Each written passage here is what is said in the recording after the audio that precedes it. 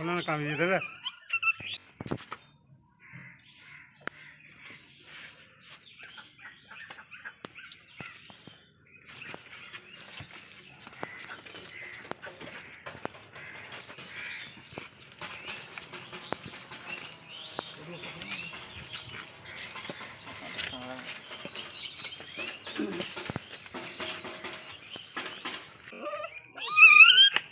ওনারা কামিয়ে দেবে। আজকে আমি এসেছি পূর্ব বর্ধমান মঙ্গলকোট ব্লকে। এই যে ভাইটা দেখছেন, এটা প্রতিবন্ধী। উনি অবলা প্রাণীর কষ্ট দেখে উনি আমার সাথে দুদিন আগে যোগাযোগ করে ওনার খবর পাওয়া মাত্রই আমি ওনার কাছে আসি। আমাকে ঘটনাটা বলে, একটি বাচ্চার কুকুর পেটের কাছে ক্ষত পোকা হয়ে যায়, কিন্তু সেই প্রাণীটার কষ্ট দেখে ওনার বিবেকে লেগেছে। উনি আমাকে বলেছে আমি যে প্রাণীটাকে তুলে নিয়েছে এবং সেই দিন সেবা করেছি ওষুধ দিয়ে। এই ভাই প্রতিবন্ধী ভাই ওষুধ দিয়ে সহযোগিতা করেছে এবং আমি বলেছিলাম ভাই বাচ্চা কুকুরটি যদি সুস্থ থাকে আমার সাথে যোগাযোগ করবে, অবশ্যই আসবো। আপনি যদি আমার কাছে নিয়ে যেতে পারেন তাহলে খুবই ভালো হয়।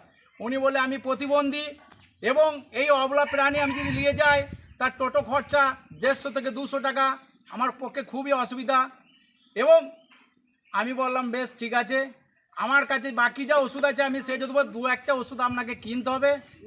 উনি বললেন নিয়ে আসেন, আমি পয়সা দিয়ে দেবো।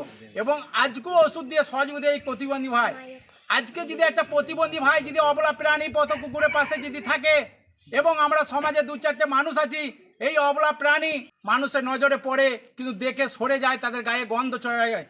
এবং একটা প্রাণী যদি তার ঘা হয় পোকা হয়ে যায় তার গন্ধ ছড়ায়, কিন্তু মানুষের বাড়ির সামনে গেলে তাড়ি দিই, কিন্তু সেই প্রাণীটা খাবার ও বাচ্চার আশ্রয় জন্য ঘুরে বেড়ায়।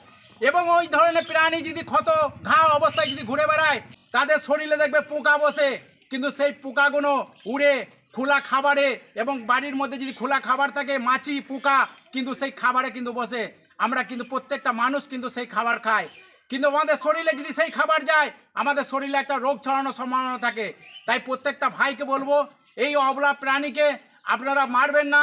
ক্ষত ঘা থাকলে অবশ্যই পশু হসপিটাল আছে, নিয়ে যাবেন, চিকিৎসা করাবেন। এবং প্রাণী বন্ধু যারা গ্রামে আছে ওনাদেরকে বলবেন সেবাসা করবে। এবং যদি না কিছু হয় আমার সাথে যোগাযোগ করবে, আপনাদেরকে সহযোগিতা করব। এবং এই প্রতিবন্ধী ভাই আছে ওনাকে অসংখ্য ধন্যবাদ অবলা প্রাণীর জন্য যে উনি দেখেছেন। পশু বিমা আমি শেখ, মুরাতিপুর, আমার বাড়ি হচ্ছে ভাতার।